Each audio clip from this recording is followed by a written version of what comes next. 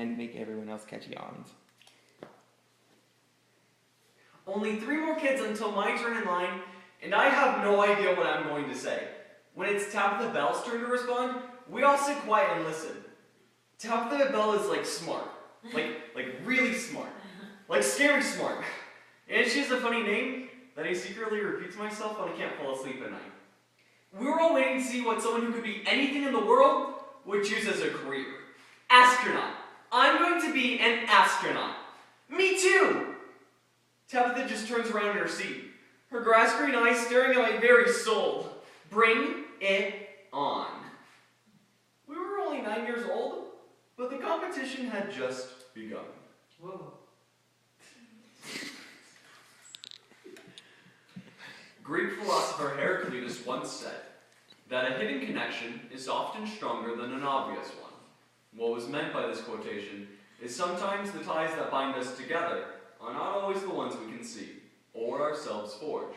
In today's society, it seems that we've begun to privilege academic responsibility above social interaction, which has led to the individual confusion about a healthy progression of a relationship, which is such the case for Peter, who tries to find his own hidden connection in Stars at the Finish Line by Wendy Metz.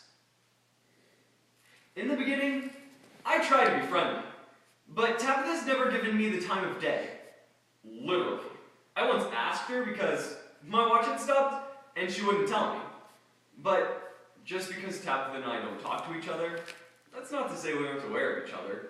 We always know what grades the other receives, what extracurricular the other is involved in, etc. When I sit down to take a test, I see Tabitha's face in my mind, her eyes challenging me to beat her score. The thing is, I don't actually want to be an astronaut. I get carsick on any road that isn't perfectly straight. I almost fainted from fear on the Care Bears roller coaster at the county fair. I know I should tell Tabitha that she doesn't have to worry about me taking her spot at NASA. But honestly, our whole wordless competition has made my life so much better. And I don't want it to stop. Because here's the thing. I'm madly in love with her. Peter! Tabitha calls my name. I stall by glancing at the local astronomy club flyer. It's for some local desert party in the desert somewhere. Peter! I know all the names of the planets and the names of Jupiter's moons. But you know what? I've never seen them. How can I expect to get into NASA if I've never seen the Ring Nebula with my own eyes? Without waiting for an answer, she does something she's never done before. She touches me. Or, more accurately, she grabs my arm in a death grip. You're taking me with you. You don't even know what the Messier Marathon is. You know, it can be really difficult finding all 110 objects between dusk and dawn. I'll practice. Do you want me to help you? Even as the words are out of my mouth, I know they're a mistake. Tabitha and I don't help each other. To admit we needed help was unthinkable. Tabitha just whips around in her seat, her hair actually skimming my nose. I know she's only talking to me now because she needs something from me, but I can live with that. After all, her hair smells like strawberries. You know, I got my Messier certificate a few years ago. That means I've seen all the objects on the list. And never in one night, though.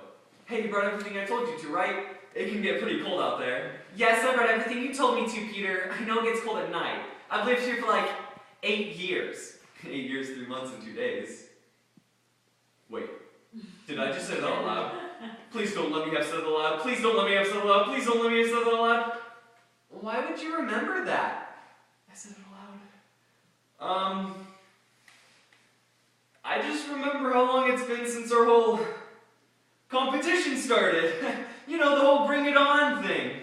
Oh, of course. We're in a competition. Relief floods through me.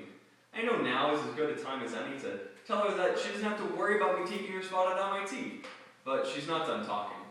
Hey, Peter, thanks for always breathing down my neck. And I mean that. Literally. I read it again. Darn those alphabetical seating orders. 2 hours later, we pull into a makeshift parking lot that is just full of cars. After a wide circle around the park, We find a nice spot on the ground, spread out a few blankets, and check out the sky. Hey Tabitha, sorry about earlier. You know, I'm happy to help. You've just never asked before. Maybe not, but I'm asking now. I mean, I might be a little out of my league here. I don't know the M29 galaxy from the M30. Oh, that's easy. The M29 is an open cluster, while the M30... She rests her hand on my ankle. Peter, I'm serious. I'm never washing my ankle again. Okay, we'll do it together. I can still feel each individual finger imprinted on my leg. No, she'd touch me again. I lean back and check out the sky.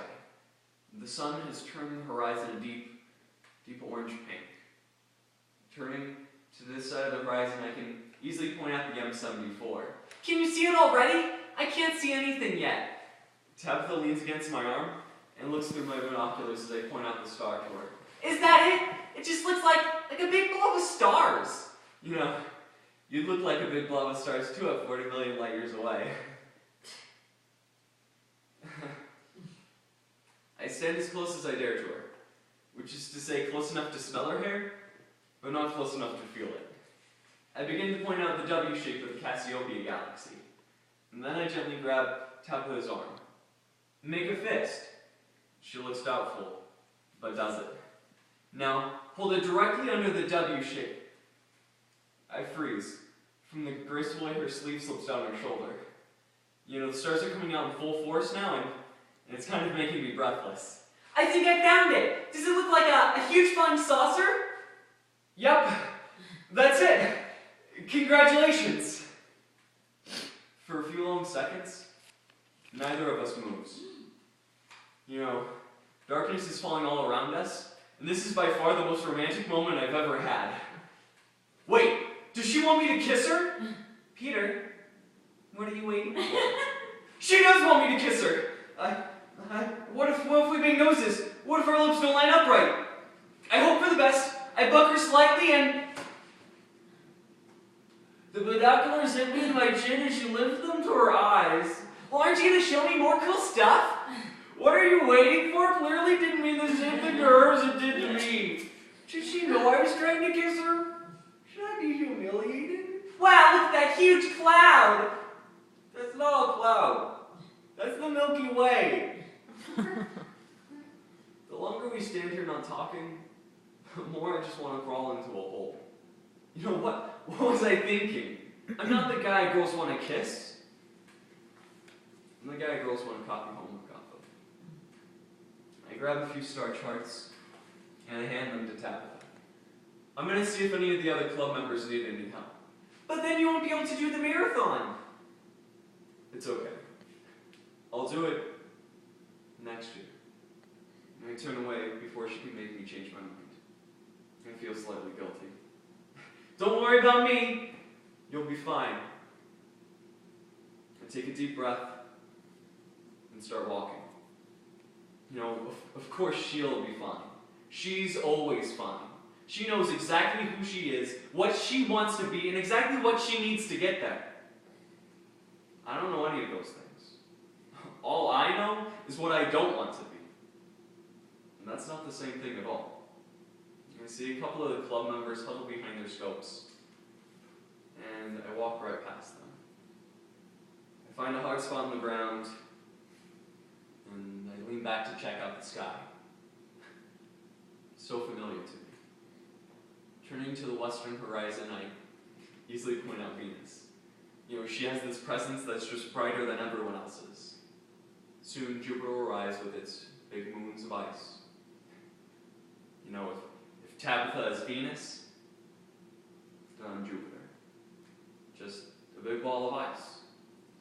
And I might have a few surprises inside me, if anyone bothered to look.